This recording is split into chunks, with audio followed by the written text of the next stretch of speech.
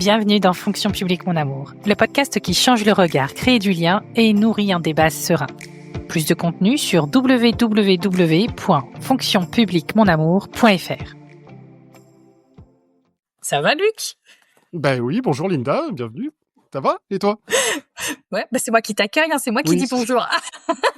C'est vrai, mais je suis tellement bien déjà avec toi que tu vois que j'ai l'impression d'être là depuis toujours. Donc c'est pour ça que voilà, je te permets de te dire bienvenue. Oh là là. Bon, allez, vas-y. Non, je ronronne de plaisir déjà. Vas-y, Luc, comment tu aimes te présenter? Oh bah écoute, c'est un peu compliqué, j'ai pas une formule standard, mais grosso modo, voilà, je m'appelle Luc de Alessandrie. Je vais te dire 2 adjectifs qui me correspondent plutôt bien. Je me dis, plutôt que je suis un accompagnateur et un explorateur. Un accompagnateur parce que c'est un peu la base de mon métier, depuis déjà, 7 ans aujourd'hui.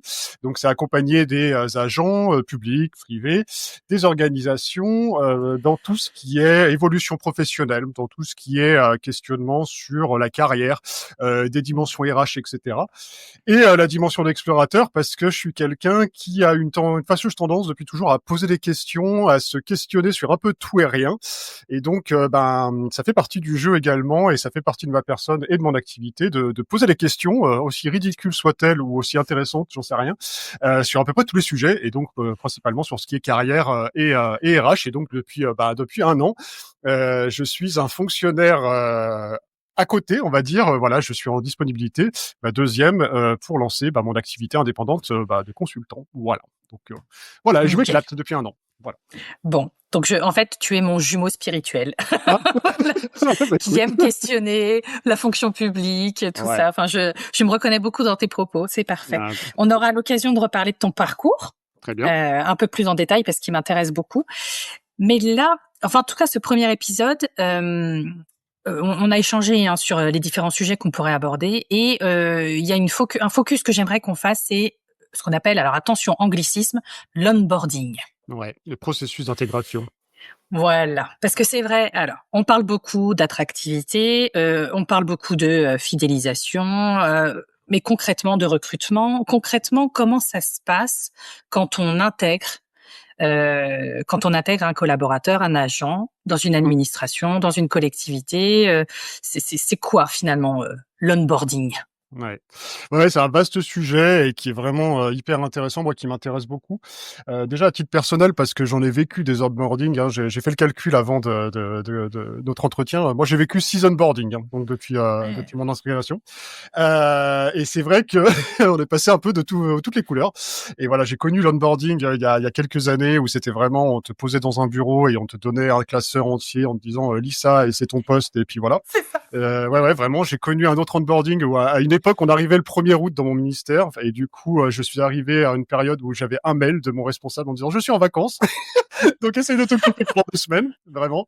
Et après, progressivement, on sent que ça s'est un petit peu amélioré et qu'on arrivait vraiment sur des logiques beaucoup plus intégrées, beaucoup plus pilotées en fait de ce processus de onboarding qui est devenu vraiment un enjeu RH et ce qui n'était pas forcément le cas avant et aussi un enjeu de management, bien sûr. Donc du coup, encore plus aujourd'hui, quand tu parles d'enjeux d'attractivité, il y a aussi les enjeux de fidélisation qui sont très importants. Donc l'onboarding, c'est vraiment cette étape, en fait, qui va commencer dès l'acceptation d'une offre d'emploi. Donc c'est vraiment quand un candidat est choisi suite à un recrutement, jusqu'à son intégration dans le poste, dans le service et son autonomie sur les missions qui vont être les siennes. Donc c'est pas le tout de dire c'est l'agent qui va le faire, c'est pas le tout de dire c'est le service qui va le faire, c'est pas le tout de dire c'est le manager ou c'est les RH, c'est un peu un enjeu mélangé de tout ça. Et dans le service public, c'est encore plus compliqué, j'ai envie de dire, parce que si tu vas sur l'onboarding dans le privé, on va être un peu dans une logique de retour sur investissement assez rapide, parce que forcément, il faut que l'agent fasse du chiffre rapidement, on va dire. Dans le secteur public, on va plutôt avoir aussi une dimension d'ordre aussi culturel, identitaire, qui est vraiment propre au service public. Et du coup, il y a plusieurs couches qui vont se mélanger sur cet enjeu-là. Il y a un enjeu institutionnel déjà, donc pour tout ce qui est d'assurer l'intégration à une mission d'intérêt général, collectif avec des valeurs spécifiques. Tu vois, des choses comme ça. Il y a tout ce qui relève de la représentation. Comment est-ce qu'on va voir l'image du service public dans un premier temps et comment ça va impacter durablement un agent? Parce que quand on entre dans le service public, dans la fonction publique, c'est quand même quelque chose d'assez spécifique. Et on sait à quel point aussi ça peut avoir un impact sur la suite. Je veux dire, quand on arrive et qu'on est mal reçu, bon courage derrière pour récupérer ça en termes d'image publique. Et donc l'enjeu aussi de rétention, bien évidemment, parce que un onboarding qui est raté, ça va être généralement un désengagement qui va être silencieux mais réel et du coup quelqu'un qui va partir assez rapidement et donc qui va mettre en fragilité à la fois lui son parcours et aussi le service dans lequel il arrive. Donc il y a un peu tout ça. Non, attends, t'as déjà dit plein de choses qui m'intéressent. Moi, ce que je comprends de ce que t'as dit, c'est que l'onboarding, finalement, il commence avant que la personne arrive et qui se termine pas le jour où il est arrivé, il se termine bien après. Oui, il se travaille. Oui, tout à fait, Linda. Et ça, c'est, tu as bien fait de le noter parce que c'est vraiment une dimension qu'on oublie assez souvent. On pense que l'onboarding, c'est le premier jour de l'agent dans les murs de la structure. Non, c'est, on va commencer par ce qu'on appelle le pré-boarding. Donc, c'est vraiment quand on dit oui, quand on choisit un candidat. Et donc, ça va être toute la phase, en fait, qui va se passer entre l'acceptation et l'intégration physique de l'agent, qu'on a tendance à oublier.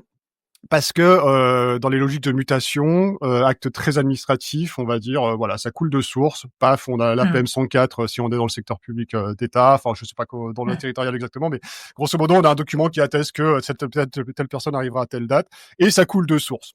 Ben non, parce que je pense que tu l'as peut-être vécu, moi je l'ai vécu. Souvent, on peut avoir des périodes en plus qui sont assez longues dans la fonction publique, entre l'acceptation dans les cycles de mutation. Très longues. Ouais, alors je pense notamment aujourd'hui au cycle de mobilité, donc depuis 2022 là, enfin avec les LDG qui ont quand même changé ça. Il y a un cycle encore qui est resté et qui parfois, enfin en tout cas dans mon ancien ministère, c'était il peut y avoir 6 mois d'attente, grosso modo. Et donc, du coup, pendant 6 mois, il se passe plein de choses. Il peut y avoir, comment ça va se passer? Il peut y avoir une anxiété qui est folle de la part de l'agent. Si je change de ministère, si je change de structure, de région, etc. Comment ça va se passer? Est-ce que c'est toujours d'actualité? Est-ce que c'est tout? Voilà, mais exactement. C'est vrai que c'est des petits trucs comme ça. Et du coup, cette phase de pré-boarding, c'est vraiment pour initier un lien sans déjà mettre l'agent dans le métier. C'est pas le but de le faire travailler avant qu'il soit là. C'est plutôt de l'acculturer, on va dire doucement en fait à ce qu'il attend. Donc ça va être principalement réduire l'anxiété par effectivement des questions, réponse à des questions humaines, réponse à des questions administratives, tout ce qui relève effectivement de la rémunération, de la logistique, est-ce que j'aurai un badge à l'arrivée, est-ce que je vais avoir ma paye, des choses comme ça, s'il faut une fiche financière, donc tout ça. Il va y avoir aussi peut-être l'acculturation culturelle au sein de l'équipe. Comment est-ce que ça va se fonctionner? Je pense que moi, je l'ai vécu aussi. Avant d'arriver, on va aller voir les organigrammes, on va aller voir les trombinoscopes, les trucs comme ça. Et le truc, c'est qu'on va se faire des idées. C'est bien humain de se dire, ouh là là, alors elle a l'air bizarre, ou alors lui, il est comme ça, ouh là là, mais... Alors que justement, l'idée du pré-boarding, ça va être plutôt de dire, voilà, tu peux venir avec nous éventuellement manger un midi, voilà, on va pour voir l'équipe, tu peux venir boire un café si tu as envie, tu peux venir sur des réseaux sociaux qu'on aurait en interne, des Slack, alors peut-être pas des WhatsApp, parce que je crois qu'on n'a plus le droit de les utiliser dans le secteur public, mais des chats, si ça fait toujours utiliser. Voilà, on peut déjà intégrer de manière progressive, en fait, tout ça. Et en fait, voilà, veiller aussi à la transition qui va se faire éventuellement si on remplace quelqu'un. Voilà. Donc du coup, c'est cette phase de pré-boarding qu'on oublie parfois, mais qui est vraiment très importante et qui fait partie des choses.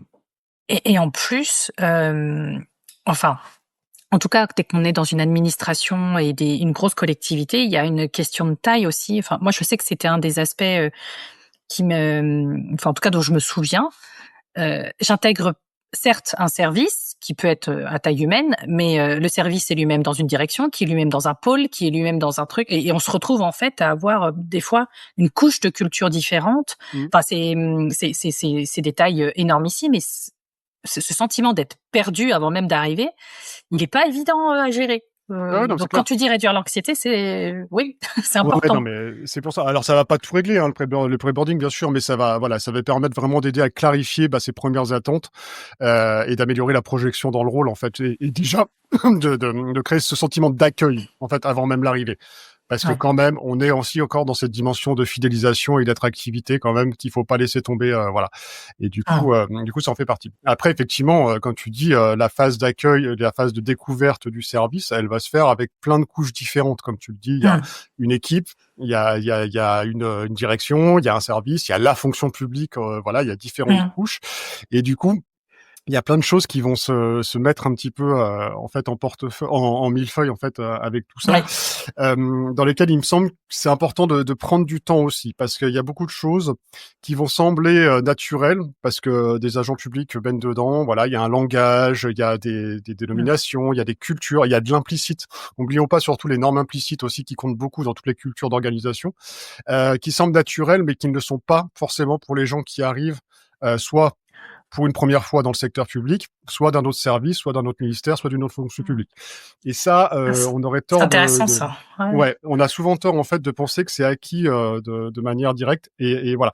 Pour autant, le piège, c'est de tomber dans cette cette obésité d'information aussi qui va te dire voilà tout ce qui est, tout ce qu'on fait, etc. Sans expliciter en fait de manière concrète comment ça se représente. C'est-à-dire très franchement, on le met dans une salle et puis t'as tous les gens qui débarquent toute la journée et qui disent moi mon service c'est ça, moi mon service c'est ça, moi je fais ça, moi je fais ça. Bon, ok, ça c'est bien parce qu'on va connaître tout le monde, mais est-ce que ça a vraiment un impact direct? Je suis pas sûr. Donc ce qui est plus intéressant, c'est vraiment de mettre dans l'action et dans le mouvement le nouvel arrivant, les nouveaux arrivants, de manière un peu continue sur le premier mois, justement dans cette découverte des entités, des structures, des normes, etc. Et donc vraiment mettre dans l'action, c'est-à-dire dans le mouvement et pas tant dans juste la posture de réceptacle en fait d'informations. Donc pour ça, il y a plein de choses qui peuvent se faire. Ouais. Alors attends, parce que là tu es en train de donner des éléments, donc on va remettre un petit cadre, ça m'intéresse beaucoup. Là, tu parlais de normes implicites. Ça m'intéresse déjà. T'as un exemple ou pas qui te vient à la tête? Ça Ouais, bah, m'intéresse. les Et normes après on parle implicites. de. Les normes implicites, tu as tout ce qui est les règles en fait, enfin tout ce qui est en fait ce qui se fait naturellement dans les équipes, qui a pas forcément d'écrit, ou les manières de faire en fait que l'on fait parce qu'on a toujours fait comme ça. Ça c'est un peu Ah oui, horrible, ça. voilà, tu vois. Cette Mais phrase. mais ça peut être aussi, tu sais, moi j'ai l'exemple, donc dans les accompagnements que j'ai accompagné beaucoup d'agents qui sont venus soit de la fonction territoriale vers l'État, ou inversement, des gens qui sont allés de l'État à la territoriale, ou des nouveaux arrivants, ou des sorties d'école qui arrivaient dans des services. Et en fait, je te donne un exemple qui est assez fréquent que j'ai rencontré. C'est moi j'étais au ministère de la transition écologique, qui a une manière de faire qui est très particulière, voilà, enfin qui a une manière de communiquer avec ses agents, etc. Et c'est vrai qu'il y a eu beaucoup de postes, d'évolution, de gens qui ont été amenés à rejoindre le ministère de l'Intérieur, par exemple. Et du coup, là, clairement, on est sur deux cultures en termes de normes implicites, de manière de faire. Il n'y en a pas une qui est meilleure que l'autre, c'est pas ce que je suis en train de dire, mais du coup, qui sont vraiment très différentes dans les approches. Et du coup, il y a eu beaucoup de chocs, un peu de réalité qui se sont effectués, en fait, entre ces agents et qui n'ont pas été accompagnés, notamment dans les onboarding. Truc tout bête, mais par exemple, arriver en costard-cravate au travail, c'est une norme implicite qui peut sembler naturelle, c'est pas le cas partout. C'est pas le cas Ok. partout. Et ça peut mettre vraiment en défaut un agent qui arriverait dans son premier jour, et on s'était tous posé, je pense, cette question, comment je dois m'habiller le premier jour? Ouais. Est-ce qu'on mange avec les collègues le midi? Est-ce que on fait des sorties? Est-ce que on envoie plutôt des emails? Est-ce qu'on fait des points? Enfin, tu vois, c'est tout ça, en fait, qui fait que ça fait un cumul, en fait, voilà, de normes, et on ne peut pas le savoir comme ça. Donc, pendant le onboarding, ce qui est important aussi pour les RH ou le manager, c'est aussi de verbaliser cet implicite. Essayer de l'expliciter, en fait, et de dire, voilà comment ça va se passer et pourquoi est-ce qu'on fait comme ça. Par contre, tu as tout à fait le droit de toi dire, ça c'est nul et je préférerais qu'on fasse comme ça. Il faut l'entendre. Ouais, ça c'est important que tu le dises. Mais alors du coup, c'est très clair pour moi. Là maintenant, tu as donné déjà quelques éléments. J'aimerais qu'on puisse se dire, c'est quoi les éléments qui vont faire qu'un agent va se sentir accueilli? Ouais. Les bonnes pratiques selon toi, c'est quoi? Ouais. Alors, bonne pratique, déjà, moi, il y a le onboarding, c'est un truc qui vient des États-Unis, comme d'habitude. Et du coup, il y a la théoricienne même du onboarding, elle définissait la 4 piliers, les 4 C du onboarding, on appelle ça. Ah, Voilà, donc c'est 4 dimensions en fait qu'il faut travailler systématiquement dans la valeur d'onboarding. Il y a ce qu'on appelle déjà la compliance ou la conformité plutôt, c'est la maîtrise des règles, des procédures, du cadre légal. Donc ça c'est vraiment comment ça va se passer, voilà, en termes administratifs, etc. Voilà, ça c'est aussi très important. La clarification. Comment est-ce qu'on comprend le rôle vers lequel on s'oriente, les priorités qui vont être les tiennes et les critères de réussite. Ça aussi c'est très important. Qu'est-ce qui fait que dans 1 mois, dans 3 mois, dans 9 mois, dans 1 an, tu seras OK sur ton poste, en fait, en termes de réussite. Si on parle de réussite, c'est aussi de droit à l'échec. On a le droit aussi de faire des erreurs et on a le droit d'adapter aussi tout ça. Donc, compliance, clarification, culture, donc intégration des normes implicites, des codes informels et des façons de faire. Et la connexion, très important, c'est le développement des relations sociales, des réseaux de soutien. Si on se focalise uniquement sur l'aspect conformité administrative, on va avoir des très faibles taux d'engagement de l'agent. Il faut vraiment que l'agent se sente engagé et intégré dans une culture de connexion avec les personnes avec lesquelles il va interagir en fait au quotidien. Voilà. Donc ça, c'est les quatre piliers, hein, sur les 4 dimensions sur lesquelles il faut travailler. Après, si tu me demandes d'autres bonnes pratiques, j'ai envie de te dire, le onboarding, faut le voir aussi sur un processus long terme. D'accord, donc on a vu déjà le pré-boarding, hein, ça c'est quelque chose qui est avant. Et après, le risque, c'est de se dire, on va faire une journée et basta. Ça, c'est le grand classique. Ça ne marche pas comme ça également. Le onboarding, un bon onboarding, ça va être de 9 mois à 12 mois. Hein, ce spoiler. Hein, donc, voilà. Enfin, je pense. Ça dépend du type de poste, mais grosso modo, c'est ça. Et avec 3 jalons, hein, c'est les jalons assez habituels, c'est le 30, 60, 90. 30 jours, 60 jours, 90 jours. C'est les trois étapes en fait qu'on va forcément mettre en place et sacraliser dans une étape d'intégration, c'est-à-dire c'est les 3 étapes dans lesquelles on va, le manager en tout cas, et peut-être les RH, prendre le temps de faire le point sur la situation comme elle est. Les 30 premiers jours, on va être dans la découverte, on va être dans l'exploration, on va regarder comment ça se passe. On va mettre en action, comme je disais, on va pas aussi laisser un agent avec une matière grise à travailler seul, on va le mettre dans le mouvement. Donc on va aussi lui donner des micro-tâches, on va valoriser ce qui a été fait, on va essayer d'aller sur la dimension métier, sur les compétences qu'il développe, sur ce qu'il peut apporter, etc. Après le 60 à 90, on va être davantage vers l'autonomie, etc., vers la montée en responsabilité, et ensuite on va aller vers l'autonomie. Et bien sûr, au bout d'un an, il y a une évaluation sur ce qui a été fait et ce qui va être fait derrière. Voilà. En tout cas, c'est quelque chose qui est long, enfin qui est pas sur un jour. L'intégration, ça se construit sur le temps. Et du coup, voilà, j'invite vraiment à éviter cette dimension de rituel un petit peu obligatoire. Tu vois, en disant il faut absolument qu'on fasse, je sais pas moi, un café d'accueil ou qu'on fasse un truc. Voilà, il faut mieux privilégier vraiment le temps long, individuel, quitte à presque cette cohésion en fait générale, elle se fasse plus naturellement en fait, voilà, au fil du temps. Voilà. Assez intéressant. Donc j'ai noté pas mal de choses là, pour le côté process. Ouais. Il y a, un truc moi que j'avais fait, que j'avais trouvé pas mal et j'aimerais avoir ton avis là-dessus. Le dernier onboarding, enfin l'avant-dernier onboarding que j'ai fait, on m'avait dit, donc bon, on m'avait donné mon petit classeur à lire, mes petits prospectus. Non mais pour l'histoire, parce que bon, il y avait du bien, mais il y avait aussi du moins bien. J'ai réussi à me perdre dans les locaux, hein. C'était quand même une grande Oui. administration. Ouais. J'ai réussi à me perdre et c'est une pauvre qui m'a vue comme ça. Mais vous êtes perdu? Oui, j'aimerais pouvoir. Je ne sais pas comment prendre l'ascenseur. Je ne sais pas où est l'ascenseur. Je ne sais pas comment sortir. Donc franchement, c'était pas cool. Ouais. Mais le truc bien qu'il faisait, enfin que je trouvais chouette, c'était il y avait des rapports d'étonnement. Oui. Et donc j'avais un premier rapport d'étonnement à froid et on m'a dit et dans 3 mois tu auras un rapport d'étonnement à chaud. Et j'avais trouvé ça assez chouette. Ouais. Alors ça, c'est un obligatoire, hein, j'ai envie de dire, de l'onboarding. Le rapport d'étonnement, effectivement, on va plutôt le mettre à échelon 3 mois. C'est pas mal, hein, ça peut être plus, hein, si nécessaire. Et du coup, j'ai envie de dire, je sais pas comment ça s'était passé pour toi, mais moi, je trouve que on peut imposer une forme générique. Voilà, ça peut être quelque chose qui peut être fait, ça peut être plus facile pour certains agents. Mais aussi, j'ai envie de dire, laissons la créativité. Laissons aussi aux agents le soin de faire comme ils ont envie de le faire, parce que en plus, ça peut montrer aussi parfois des compétences un peu cachées ou des choses comme ça. Ça peut être un rapport d'étonnement vidéo, ça peut être un rapport d'étonnement audio, ça peut être un rapport d'étonnement en présentiel, enfin voilà, face à un collectif, etc. Et du coup, le rapport d'étonnement va vraiment se focaliser sur la perception de l'agent en fait dans ses premiers jours. Comment est-ce qu'il a vécu ça? Et l'idée, c'est aussi surtout de laisser la parole ouverte et honnête, et qu'on accueille cette parole, qu'on ne brime pas en fait l'agent en disant on attend à ce que tu dises c'est génial et que tu as adoré, ça n'a aucun sens. L'idée du rapport d'étonnement, c'est aussi d'aller dans un processus d'amélioration continue pour les RH et pour le management, et te dire on a fait ça a peut-être moins bien marché, comment est-ce qu'on pourrait faire différemment la prochaine fois. Donc laissons vraiment la porte ouverte, mais c'est un super truc effectivement.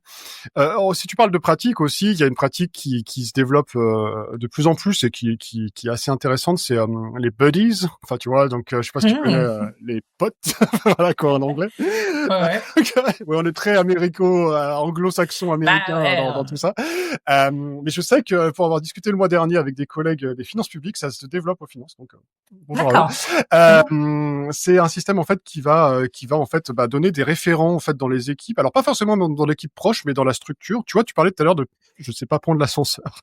Voilà, je sais pas où est la cantine, je sais pas comment marche le badge, etc.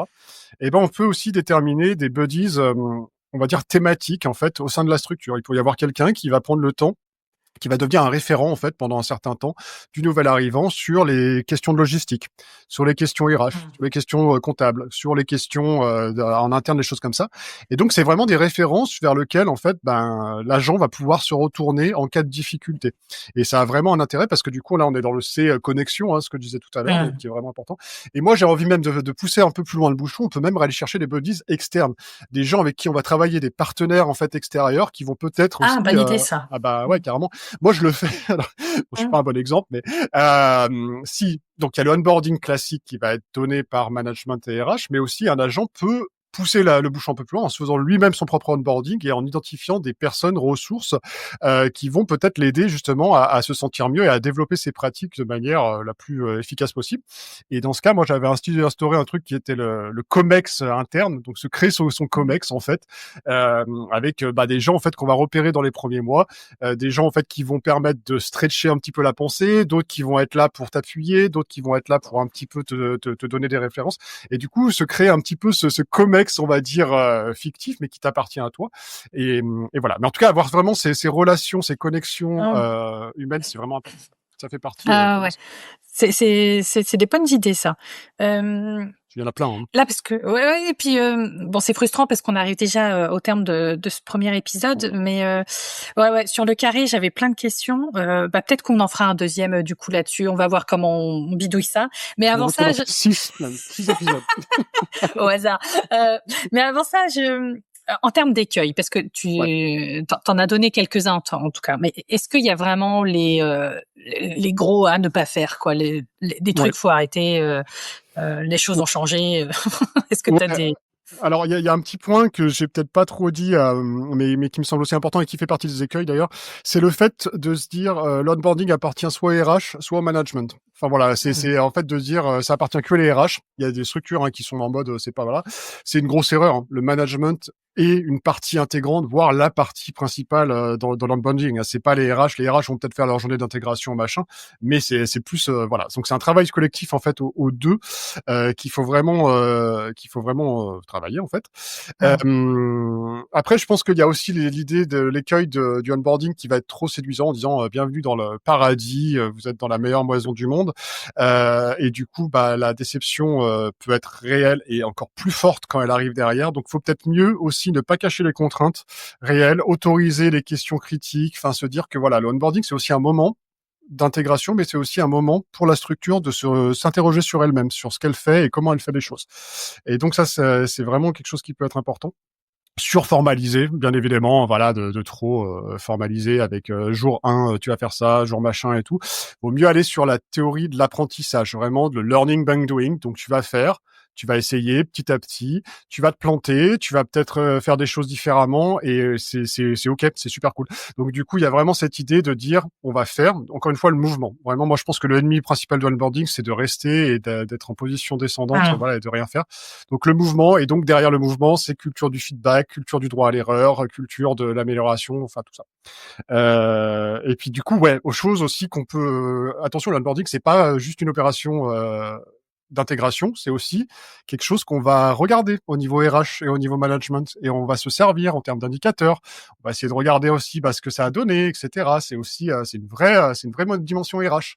Donc c'est pas juste pour être joli, c'est pas juste un café croissant et puis voilà.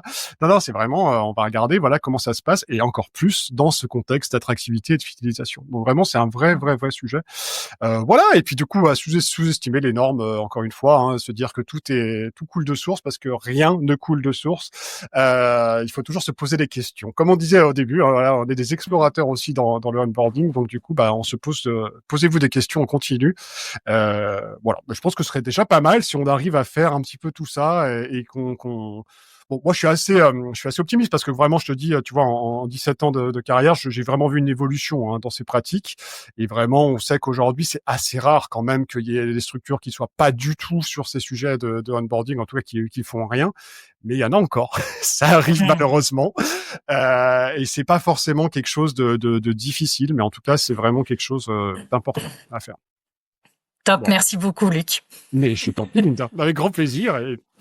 Et puis rendez-vous à l'épisode 5 pour la suite. C'est ça.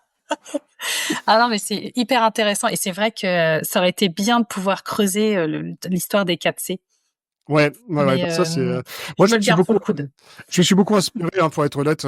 J'ai eu une petite expérience américaine dans mon parcours et c'est vrai, alors pas du tout lié aux fonctions publiques, mais c'était vraiment ma première expérience de onboarding à l'américaine qui a duré 2 semaines où ça pleurait partout et vraiment ça m'a beaucoup interrogé et ça m'a beaucoup j'ai beaucoup creusé et je trouve ça hyper intéressant parce que voilà. Alors après, faut pas en faire des caisses non plus, hein, encore une fois, il faut vraiment rester sur quelque chose d'authentique et tout, mais voilà. Donc je trouve que c'est un sujet qui est beau et qui se porte de plus en plus et voilà. Donc à suivre. Mais je trouve ça hyper intéressant. Alors c'était, tu nous en parleras peut-être dans ton parcours de cette expérience américaine, mais en tout cas de vivre des onboardings très différents ou avec des cultures différentes. Et quand je dis culture, c'est pas juste public, mais c'est aussi public-privé, la française américaine.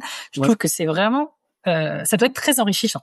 Ouais, bah, c'est clair. Enrichissant. Oui, c'est pour ça qu'il faut aussi regarder, quand je disais aller chercher de l'appui extérieur, des partenaires, machin, stretcher, c'est aussi dans cette idée-là, quoi. Qu'est-ce qu'ils font à côté? Comment est-ce qu'on peut l'adopter? Qu'est-ce qu'on ferait différemment? C'est aussi ça. Enfin, mais ça, c'est général pour tout, dans nos pratiques, secteur public, l'ouverture et la curiosité. Tout à fait. Merci d'avoir écouté Fonction publique, mon amour. Pour soutenir le podcast, parle-en autour de toi. Et retrouve tous les contenus et bien plus encore sur www.fonctionpubliquemonamour.fr.